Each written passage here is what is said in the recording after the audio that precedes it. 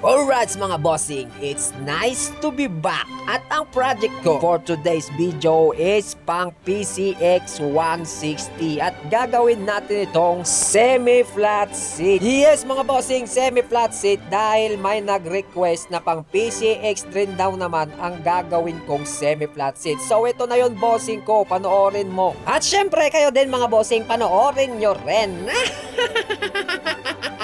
At yan mga bossing, na-sketch ko na itong tatabasan ko. At sabi ko kay bossing, mas maganda kung tatanggalin natin itong kantuan niya dito sa gitna. Kaya yan, i-curve natin siya mga bossing. Kaya ako tinanggal yung kantuan sa gitna mga bossing para mas lalo pang lumipis ang itsura ng semi-flat seat ng PCX. Sapagkat ang plastic frame kasi ng PCX mga bossing is medyo makapal kapag kayong stock. Hindi katulad nung nabibiling mga flat seat na manipis na ang plastic frame. At eto na nga mga bossing, pagkatapos tong lagarin itong parteng likod niya is pinipisil-pisil ko dyan dahil dyan ako unang magtatabas gawa ng umbok ng plastic frame niya dyan. Yan, dyan tayo unang magtatabas dahil yan ang magsisilbing guide natin kung hanggang saan lang ang tatabasan natin.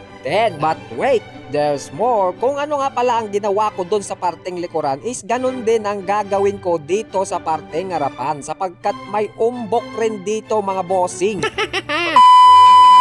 Okay, alright, it's grinder time! At habang ginagrinder ko dito sa parteng likuran, isa-shoutout ko lang ang aking mga bossing na sina Raymond Pongtilan Malaluan from City of Batac, Ilocos Norte, Jerome Benco from Pampanga at si Boss Mark Jefferson Candido. Shout out sa inyo mga bossing. Thank you sa laging panonood ng mga video ko at sa pag-follow ng page ko. At muli galing sa aking puso, salamat sa inyo mga bossing. So sa mga gusto rin pong magpa-shoutout, comment down below lang po mga bossing at isa-shoutout ko kayo sa susunod na video ko. Sheesh! Napakaangas!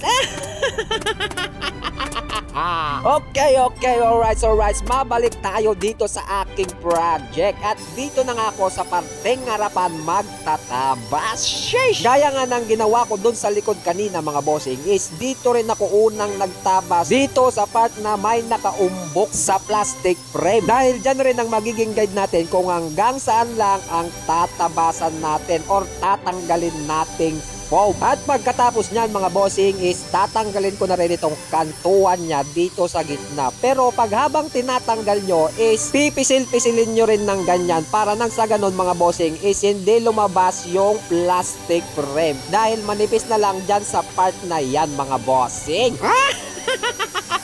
At dahil dyan mga bossing, baka pwedeng pa-follow naman ng page ko. Tapos like and share mo na rin itong video. Thank you.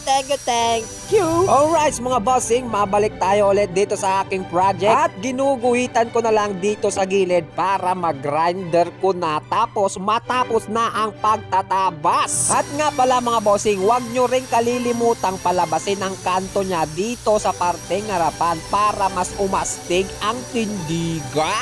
Sheesh!